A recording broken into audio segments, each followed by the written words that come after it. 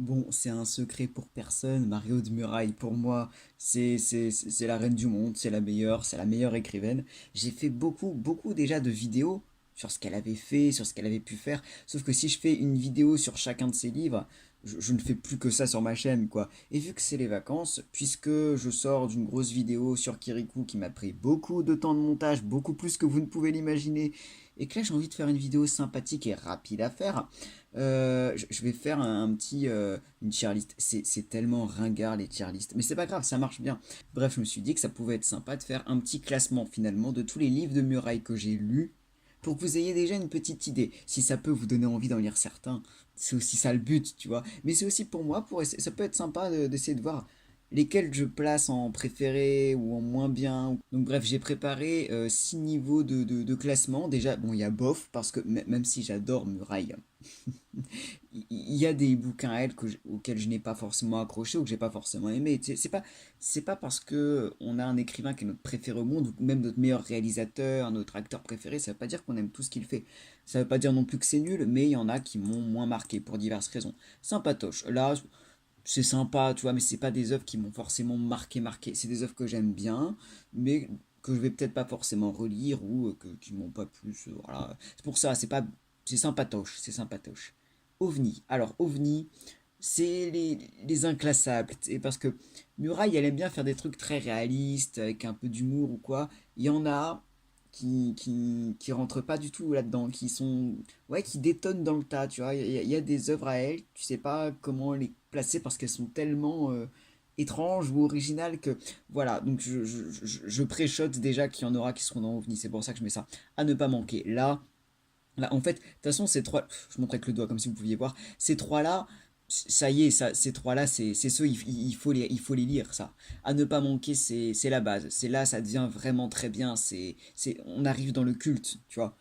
Au-dessus des autres, alors c'est déjà des œuvres cultes, mais qui ont un petit truc en plus, tu vois. Bah, au-dessus des autres, qui sont au-dessus du panier. C'est les œuvres là, vraiment les œuvres phares. Ça va être très subjectif, hein, c'est évidemment. Il y a peut-être des œuvres que je vais mettre ici, vous allez vous dire, ouais, bof, par ici, ça dépend. Mais c'est mon classement, c'est pour vous montrer ce que moi j'ai aimé et je vais vous expliquer à chaque fois bah, pourquoi j'ai aimé tel truc et préféré absolu. J'ai une petite idée de ce que ça peut être, hein, normal, je connais mes goûts, mais voilà. Qu'est-ce qui serait vraiment. Si je devais en garder qu'un, j'espère pas, mais voilà. Et là, j'ai mis tous mes petits exemples, en sachant que dans les séries, j'ai marqué qu'un exemple à chaque fois. Donc on commence bah, avec Sauveur et Fils, qui va immédiatement là. Sauveur et Fils, j'en ai déjà parlé dans une vidéo, c'est trop bien comme saga, c'est super, c'est hyper moderne, ça aborde plein de sujets en même temps. Et donc il y a 7 tomes à l'heure actuelle qui sont sortis. Si je le mets dans au-dessus des autres, c'est parce que justement en 7 tomes, ça a duré combien de temps? Bah, presque 7 ans, je crois, 6 ans dans la série. C'est-à-dire que Lazare, le petit enfant qui a 8 ans au début, il en a 15 à la fin. On les a vus grandir, tu vois, on a vu la famille recomposée de Sauveur grandir, les patients mûrir, on les a vus. Donc il y a un attachement qui est différent. Alice, la gamine chiante, boutonneuse, qui a 12 ans dans le premier tome, là c'est une femme qui a 20 ans, qui a un caractère affirmé, qui est hyper drôle à la fin. C'est au-dessus des autres. Au-dessus des autres parce que il y a ce petit plus, on a vu les personnages grandir. Ça fait quelque chose. Angie, alors. Angie, c'est un roman, enfin c'est une série de 3 tomes de romans policiers. Déjà, j'annonce, je suis pas vraiment fan de romans policiers. C'est pas du tout un genre que j'aime bien. Angie, ça va. Voilà, sympatoche. C'est vraiment bien. Ça se passe au Havre pendant le Covid. Vraiment en 2020. Des petites enquêtes policières sur le port. C'est vraiment bien foutu. Les personnages sont super. Puisque ces romans policiers, j'ai un peu moins accroché, mais j'ai les trois dans ma bibliothèque. Et je suis très content de les avoir et je les relis de temps en temps. Mais voilà, ce n'est pas un qui m'a tant marqué que ça, mais Angie, c'est sympa. Et ça peut plaire à beaucoup d'ailleurs. Ah bah simple, ça y est, on entre dans le cultissime, hein, simple, voilà. Sur le handicap mental, un gars de 22 ans, mais qui a 3 ans d'âge mental. Et c'est super, il faut regarder simple. Il faut lire simple. Ne regardez pas simple, le téléfilm il est pas terrible, mais simple, voilà, j'en ai déjà parlé. Alors, ça, on entre dans la série Émilien. La série Émilien, je ne sais pas. Je vais peut-être pas tous les mettre là, non, à ne pas manquer. Émilien, c'est une série déjà qui date un peu, c'était dans les années 90 je crois. Personnage génial, un adolescent qui vit seul avec sa mère, puis vit des aventures, et j'adore ce personnage. J'adore ce personnage. C'est, comment dire, il est complètement à fleur de peau, il comprend rien à ce qu'il ressent, et en même temps il joue le grand analyste, mais c'est génial. J'adore ses aventures, c'est hyper drôle. Non, vraiment, Emilien, c'est une œuvre qui est. Bah, ça date un peu, donc on la connaît moins maintenant que Sauveur et Fils, bah, ça a été publié très récemment. Mais il faudrait hein, revoir Emilien, tout ça, c'est génial. 7 tomes de pur plaisir, c'est vraiment trop bien. Alors, la bande à Tristan. La bande à Tristan, je la mets là-dedans, c'est très bien. Cette fois, pour le coup, c'est un livre vraiment jeunesse primaire, tu vois, c'est pour les enfants de moins de 11 ans, quoi. Très sympathique, un gamin qui est un peu seul à la récré, donc qui essaie de faire sa bande avec tous les reclus un peu de la cour de récré. C'est sympathique, ça m'a pas plus marqué que ça, mais c'est très sympa, voilà. Ça c'est quoi? Ah, c'est Tom Lorient. Tom Lorient, je l'ai pas accroché. C'est con, je l'ai dans ma bibliothèque, hein, mais histoire d'un gars, je crois, qui a vu qui a vu un ovni pour le coup, mais j'ai pas accroché à l'histoire. Faudrait que je le relise. Ça se trouve. Parce que des fois, il y a des livres, tu sais, tu les lis à un moment et tu comprends pas, et des années plus tard, ça t'accroche mieux, mais non, rien de spécial, ça m'a pas plus marqué que ça. Pourtant, le pitch est pas mal, hein, un gars qui a vu des extraterrestres, machin, mais j'ai trouvé ça très lent, il se passe pas grand chose dans mes souvenirs, non, j'ai pas accroché. En revanche, la fille du docteur Baudouin, ça va évidemment là. De toute façon, tous les livres un peu sociaux comme Simple ou Fille du docteur Baudouin, ça ira là, clairement, hein. Ça ira pas plus bas. Fille du docteur Baudouin, bah, j'ai fait une vidéo dessus. Allez la voir, elle est pas mal en plus. Le mec qui s'auto-félicite, tu sais. Mais voilà, une gamine qui tombe enceinte à 17 ans. Et ça traite la question de l'avortement de façon très tendre et très intelligente. Neil Hazard, ah bah ça, tu vois, pour le coup, j'aime pas les romans policiers, mais ça, c'est pas mal. Je saurais pas dire pourquoi ça m'a plus marqué qu'Anji, mais Neil Sazar, voilà, 7 tomes, je crois. 6 non, non, 7 je sais plus. 6 ou 7 tomes. Voilà, un gars complètement étrange, un prof d'université ouais, qui est appelé pour des affaires, puis des vraies grosses affaires, hein, des meurtres, des trucs de drogue, des trucs de trafic. Mais j'adore en fait ce personnage. Niels Hazard, il est génial. Je trouve ouais, il est fou. Je saurais pas comment dire. Il est très muraillesque, tu vois. C'est un peu genre Émilien, mais version adulte, mais encore plus paumé. Et j'adore. C'est vraiment, il y a quelque chose quoi. C'est vraiment fou. Oh mon Dieu, vive la République. Et non, ça va là, ça va là. Et encore, ça pourrait aller là, hein. C'est vive la République. C'est comment dire, bah c'est mon histoire en fait. Non, comment dire, c'est bah, l'histoire d'une institutrice. C'est sa première année, là, qui a 22 ans au début de son année, comme moi, quoi. C'est sa première année d'institutrice, donc elle a sa classe de CP, donc elle vit plein d'aventures, et parmi ses élèves, il y en a qui sont réfugiés politiques, et on veut les faire partir de sombres machinations, et ça traite énormément le sujet de l'immigration, des demandeurs d'asile, du racisme. Du coup, c'est super intéressant et c'est génial, c'est génial. Et en tant que prof, enfin, on sent que Muraille, pour écrire ce bouquin, elle a vraiment été chercher chez les profs, tu sais, pour voir un peu l'ambiance, tout ça.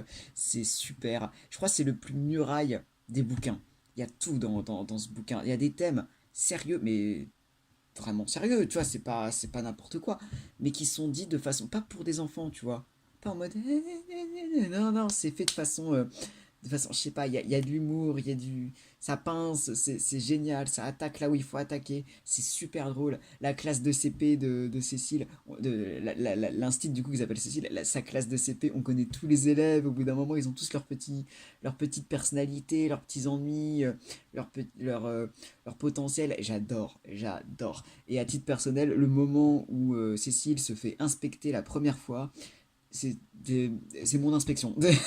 Vraiment, c'est impressionnant. Mais je ne vais pas rentrer dans les détails, sinon je vais avoir des problèmes. Mais vraiment, mon inspection s'est passée enfin, de la même façon.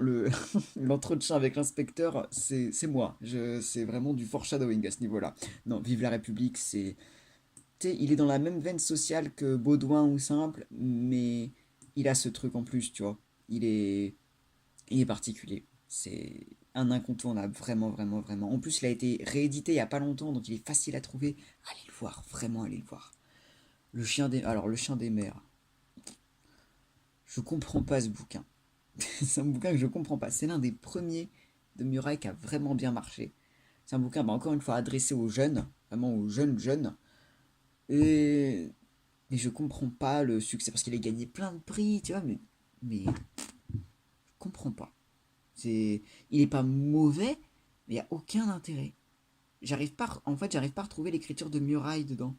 Je sais pas, ça pourrait être écrit par n'importe qui, je m'en fous. C'est dommage, c'est. Des fois, je le relis, tu sais, je me dis, mais attends, peut-être que maintenant, je vais comprendre, enfin, ça va me faire quelque chose. Rien. Vraiment. C'est le livre de Muraille, pour le coup, pour lequel je ne comprends pas le. Bah après, tant mieux, hein, c'est l'un des premiers qui a eu du succès, donc quelque part, il n'y aurait pas eu. Voilà. Mais non, le chien des mers, rien à faire. Ah, 3000 façons de dire je t'aime. Euh, euh, je sais pas. 3000 façons de dire je t'aime, c'est le tout premier livre de Muraille que j'ai eu, donc déjà, voilà. C'est celui qu'elle m'a dédicacé, donc déjà, il y a un affect, tu vois. Mais ouais, c'est celui par qui tout a commencé. Si j'avais pas lu lui, il n'y aurait pas eu tout ça. Enfin, peut-être que certains, mais tu sais, j'avais 13 ans quand je l'ai lu la première fois, puis vraiment par hasard, c'est un pote qui me l'avait prêté. En plus, ça parle de théâtre, de jeunes qui font du théâtre, et le théâtre, enfin, c'était ma vie quand j'étais adolescent. J'en ai fait pendant 10 ans du théâtre, et c'était juste génial. Et c'est enfin, c'est génial, des gamins, voilà, qui sont au conservatoire, qui veulent être comédiens, qui font un concours. Enfin, c'est super. Et puis surtout, c'est pas des adolescents comme les autres livres. Tu vois, dans les adolescents, dans les livres de Muraille, souvent ils ont genre entre 12 et 15 ans, parfois 16. Là, ils ont passé le bac, tu vois. Là, ils ont 18 ans. C'est des grands ados. Autant dire qu'il y a une ambiguïté dans leurs relations. N'importe qui a fait du théâtre sait que les relations entre partenaires, surtout quand t'es ado, il y a plein d'ambiguïtés, c'est très étrange comme relation, et c'est parfaitement ressenti là-dedans. C'est super, ça donne envie de faire du théâtre, ça donne envie d'aimer. C'est vraiment une relation particulière. Ouais, c'est un livre qui est pas anodin, quoi. Ah, est-ce que je le mettrais là? Franchement, je, à titre personnel, hein, objectivement, il est là. Mais pour moi, du coup, il a ce truc, enfin, je pourrais pas m'en séparer, tu vois. C'est tellement. C'était mon livre pendant vraiment très très très longtemps, avant que Cyrano de Bergerac le détrône, mais ça c'est une autre histoire. Non, 3000 façons de dire je t'aime. Si vous aimez le théâtre, si vous aimez Muraille, si vous aimez juste lire, lisez-le. C'est vraiment génial. C'est vraiment super. C'est vraiment. Si j'avais pas lu ce livre par hasard à 13 ans, je ne sais pas, je ne sais pas quelle serait ma vie en ce moment, hein, je ne sais pas. Non, non, je ne peux pas le mettre plus bas. Le Hollandais sans pelle, bah tu vois, autant le chien des mers, j'en ai rien à faire. La bande à Tristan, bon c'est bien. Lui. Et là pareil, le Hollandais sans peine, c'est un livre très célèbre. Et c'est l'un des premiers livres de Muraille à avoir vraiment explosé. C'est un livre vraiment adressé aux primaires, mais vous pouvez lire quand même. Hein. Il n'y a pas d'âge pour lire Muraille. Ça pour le coup c'est vraiment pas mal. Je ne mets pas non plus au-dessus des autres parce que bon voilà, ok il est culte dans l'histoire de Muraille, mais bon il est quand même super. On descend peine, voilà, un gamin qui part en vacances et qui invente un langage avec un copain étranger, c'est vraiment trop, trop drôle. Lisez-le, vraiment lisez-le. La maîtresse donne trop de devoirs, pareil, pareil. Là encore, hein, tu sais, c'est tous les livres primaires, mais ça pareil, la maîtresse donne trop de devoirs, c'est tellement d'actualité, c'est génial. Bah, en plus, à une époque où il n'y avait pas il y avait pas Internet. Donc tu dois faire des devoirs, il faut rechercher, trucs du Moyen-Âge, tout ça, bah, il n'y a pas Internet pour t'aider. Donc tu demandes aux parents, les parents ils doivent aller à la bibliothèque, ils doivent faire plein de trucs, tu croules sous les devoirs, ça aborde plein de questions super intéressantes. La gamine qui en peut plus des devoirs, qui est en mode j'en peux plus, à chaque fois c'est des heures de recherche de toute la famille tous les soirs. À côté t'as la voisine, ah moi j'ai l'encyclopédie en DVD donc je sais tout faire, même si j'en ai rien à, même si je comprends pas pourquoi on me le demande. Et le meilleur copain bah, qui a des sales notes, qui est super mais qui a des sales notes parce que bah, les parents parlent pas français donc ils peuvent pas l'aider. Enfin c'est super quoi, ça aborde plein de thématiques. Enfin, vraiment, vraiment trop bien. Et pareil, il est très facile à trouver, lui, à la Fnac ou n'importe où. C'est vraiment super. Le tueur à la cravate. Alors déjà, c'est un roman policier, donc ça partait mal pour lui. Non, en vrai, je suis méchant. Il est pas mal. Je te mets là, tu sais, comme si ça changeait quelque chose. Il est pas mal. Les personnages sont très intéressants. Assez particuliers, mais c'est quand même très intéressant. Beaucoup de murailles, hein, quand même, encore une fois. mais j'ai pas réussi à accrocher. Autant Angie, ça passe. Les histoires sont pas mal. Enfin, j'ai réussi à bien me mettre dans le côté policier ou quoi. Il s'hasarde beaucoup, les personnages sont encore mieux. Lui, c'est en fait l'histoire de tueur à trouver, évidemment, tu vois. Et à la moitié du bouquin, je me suis rendu compte qu'il y avait un seul personnage qu'on nous avait présenté tout au début, dans les premières pages, et dont on n'avait plus entendu parler après. Bah bingo, c'était lui le coupable. Et ça, pour le coup, ça, pour le coup, c'est un défaut d'écriture, quoi. Pour que moi, je trouve le coupable, déjà, faut le faire. J'avais un peu réussi dans le troisième tome d'Angie à trouver... mais là, c'est un défaut d'écriture. Là, tu présentes quelqu'un pendant 3 pages au tout début, puis t'en entends plus parler après. Bah oui, forcément, tous les autres, tu les as déjà vus. Tu te dis, bah oui, celui qui est le coupable, c'est forcément celui dont je ne sais rien. Et qu'on m'a présenté étrangement. Voilà. Donc non, pour ça, c'est... je vous encourage quand même à le lire, mais bah du coup, je vous ai un peu spoilé. Non, c'est pas le meilleur. L'expérienceur. Je sais pas où le mettre. Je crois qu'il va aller là. Ah, je sais pas, hein, peut-être là. Entre là et là, je dirais. Alors c'est un peu comme Tom Lorian, j'ai pas forcément plus accroché que ça. Ça fait longtemps que je l'ai pas lu lui. Je l'avais lu à la bibliothèque, faudrait que je le retrouve un jour et que je le relise. Mais je me souviens qu'il m'avait quand même un peu plus marqué que Tom Lorian, je m'étais fait chier. J'avais pas. Si je passais rien pour moi. L'expérienceur, je me souviens qu'il y avait quand même des choses. Il y avait.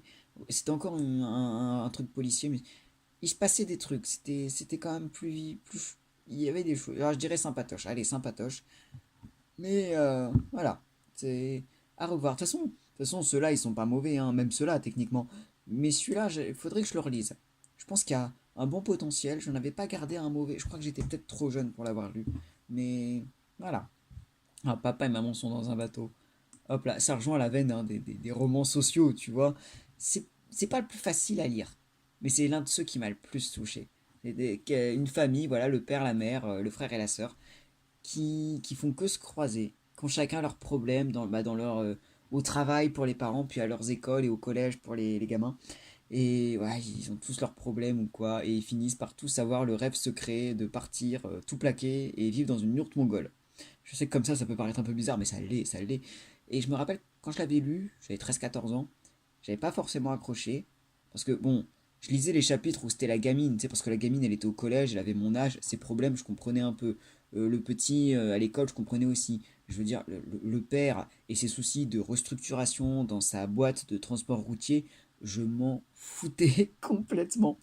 Je l'ai relu plus tard, et bien plus tard, hein, j'avais 19 ans, et pour le coup, j'avais adoré. Et typiquement, bah, le père qui m'avait totalement laissé froid quand j'étais plus jeune, le père c'est devenu un de mes persos préférés. Vraiment, Marc Douanel, un perso hyper bien développé, son histoire m'avait vraiment transporté.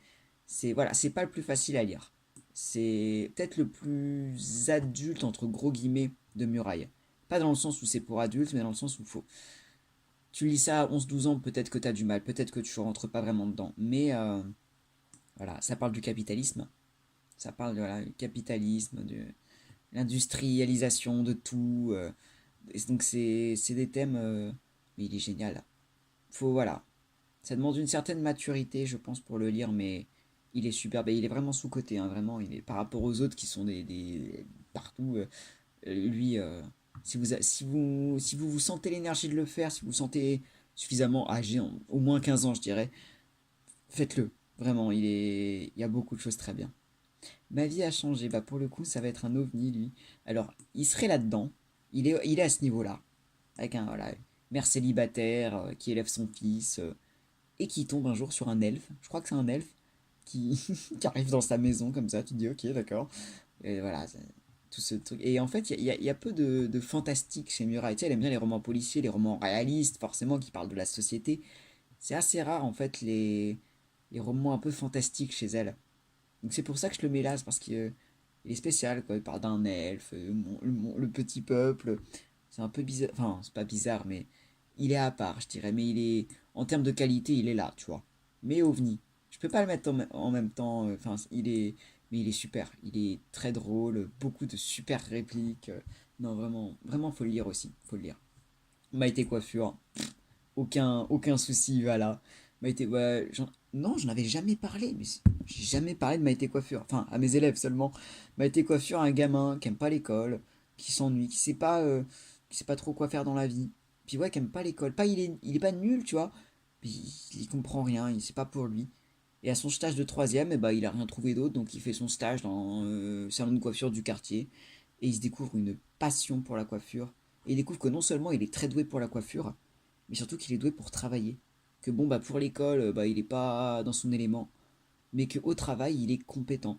En fait, il découvre qu'il est ponctuel, il a le sens de l'initiative, il a de la réactivité, qu'il est intelligent en fait. Et ça, j'adore. Et c'est fort, hein. Surtout que Mario de Muraille, elle a fait des études loin, elle a fait un doctorat, elle a fait ses études à la Sorbonne, donc au contraire, hein, on pourrait croire qu'elle veut absolument les études à tout prix, et je sais que c'est important les études, mais c'est fort, je trouve, qu'elle ait fait un bouquin sur justement le fait que faire des études, bon, c'est bien, mais que pour certains, bah, c'est pas la solution.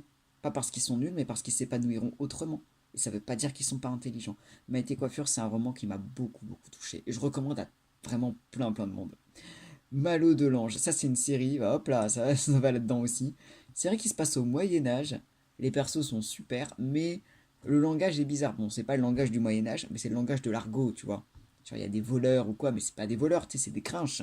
Ah oui, c'est vraiment.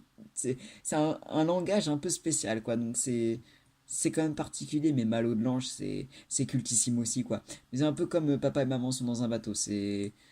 Peut-être que quand t'es trop jeune, ça. Il y a un peu de mal, quoi. Mais très bien quand même. Miss Charity. Ah ouais, non, mais ça. Je le savais. Autant 3000 façons de dire je t'aime, j'ai un peu hésité. Autant Miss Charitis, je savais qu'il irait là. C'est mon roman de muraille préféré. Lui encore, oui, mais parce qu'il y a le côté, c'est le premier, c'est... Enfin, il y a un alignement des astres, tu vois. Miss Charity, je l'ai lu sur le tard, hein, je l'ai lu quoi, j'avais 20 ans? J'avais 20 ans. C'est génial. Je sais même pas comment le décrire, quoi. Vraiment, lisez-le, juste lisez-le, quoi. C'est un énorme pavé, par contre. C'est vraiment un gros bloc. Une gamine, une gamine de l'aristocratie au 19e siècle en Angleterre, et on suit toute sa vie. Enfin, de ses 5 ans peut-être jusqu'à ses 30 ans environ. Et elle est géniale. Gamine bah, qui est toute seule, hein, qui n'a pas de frères et sœurs, donc qui fait des expériences toute seule. Parce que tu sais, à l'époque, les gamins de l'aristocratie, tu sais, ils sont à la nurserie, hein, ils vivent pas avec les parents. Les parents s'en occupent pas. Donc elle est livrée à elle-même. Donc toute son enfance, elle fait des expériences, elle se passionne pour la science, elle adopte des animaux. Puis plus jeune, et voilà, elle fréquente un peu du monde, mais elle sent que c'est pas vraiment pour elle, tous les trucs, tout ça. Il y a une magnifique histoire d'amour. Elle veut être écrivain jeunesse. Sauf qu'à l'époque, oh, bah, les femmes ne peuvent pas. Enfin, c'est super. Il y a tout. Il y a un super message sur la place des femmes, sur la place des écrivains, sur le quotidien des filles quand elles étaient dans l'aristocratie. Enfin, il y a des magnifiques histoires d'amour. Il y a vraiment que des super personnages aussi. Herschmal, il est fou. Il est fou. Schmal, Ulrich Schmal, il est génial. C'est une ambiance particulière, mais enfin, c'est tellement doux. C'est comme un bonbon. C'est comme un chocolat chaud que tu sirotes au coin du feu. C'est vraiment un roman du coin du feu, tu vois. J'avais envie que ça s'arrête jamais. J'avais envie de jamais arrêter ma lecture quand je l'ai lu la première fois, je m'en souviens. Il est, il est super. Il est superbe. Aucun pourra le détrôner, même s'il y en a qui sont vraiment super, tu vois. Mais Miss Charity, franchement, c'est c'est fou ça. Et Oh Boy, à ne pas manquer. Il rejoint la même veine sociale, hein, des trois petits orphelins qui cherchent de nouveaux parents et qui doivent se battre avec l'institution, qui dit ah mais faudrait mieux aller vers votre belle-sœur, ah non mais votre demi-frère il peut pas parce que machin, et leur but c'est de rester ensemble. Donc très beau bouquin qui était très novateur pour l'époque parce que c'est le premier livre jeunesse à avoir parlé de l'homosexualité, à avoir eu un personnage homosexuel. Donc à l'époque c'était ah, bah, bien quoi, alors que c'est même pas le sujet du bouquin, tu sais, mais c'est juste ils sont cons quoi. Mais voilà, c'est s'il n'y avait pas eu ce bouquin, il n'y en aurait peut-être pas eu d'autres par la suite, tu vois. Donc voilà, putain, c'est déjà fini, mais c'est fou. J'ai l'impression d'avoir des centaines de bouquins de muraille et que ça a duré très peu de temps. Mais en même temps, parmi eux, tu sais, il y a des séries de 6 7 tomes, tu vois, donc il y a ça aussi. Mais voilà, ce serait ça. Bon, on remarque, on remarque que les romans policiers, hein, ils ont pas trop la part belle, mais en même temps, là. Mais voilà, les romans sociaux, en fait, c'est ceux que je préfère. Bah, c'est ceux, je trouve, dans lesquels Muraille est la plus douée. Le côté, je vais parler de la réalité. Je vais parler d'un gamin qui vit seul avec sa mère et qui grandit, qui vit ses expériences complètement folles. Je vais parler d'une maîtresse qui est dans un quartier, je vais dire un quartier populaire, un quartier, voilà, dans ses élèves, il y a des immigrés en situation irrégulière. Je vais parler de gamins qui font du théâtre, je vais parler d'un psy, je vais parler d'un gamin qui sait pas où il va. Je vais parler d'une élève dont la maîtresse donne trop de devoirs et qu'on peut plus, d'une gamine qui est enceinte et qui aimerait avorter, de plein de trucs. Je vais parler d'une mère célibataire qui découvre un elfe dans ses affaires. Il y a tellement de choses. D'une gamine aussi qui aide un sergent, là, qui aide un sergent à mener des enquêtes en temps de Covid. C'est super aussi. C'est tout ça. Ça, c'est vraiment. Mais voilà, à partir de là, faut lire. Je dirais même à partir de là, parce qu'OVNI encore, c'est un peu bizarre, mais ça, il faut lire. Et ça, vous pouvez. En fait, lisez tout ça. Bof, mais ça, même lisez, ça se trouve, vous allez aimer. Tu vois. En fait, lisez tout Muraille. Ça va être le truc. Mais vraiment, cela. Tu sais, allez du plus haut au plus bas, tu vois. Prenez en fonction. J'espère que ça vous aura donné envie. J'espère que ça vous aura quand même donné envie d'en lire quelques-uns, qu'il y en aura peut-être qui vous auront, que vous connaissez peut-être de nom, que vous vous êtes toujours dit, ah, peut-être que je lirai ça un jour et que ça vous a peut-être donné envie de le lire. Voilà, ce serait mon classement muraille. Et il y en a encore plein, il y en a encore plein à venir. C'est ça qui est bien avec les auteurs vivants, c'est que ça ne s'arrête toujours pas. Donc sur ce, voilà, j'espère que ça vous aura fait des lectures pour l'été.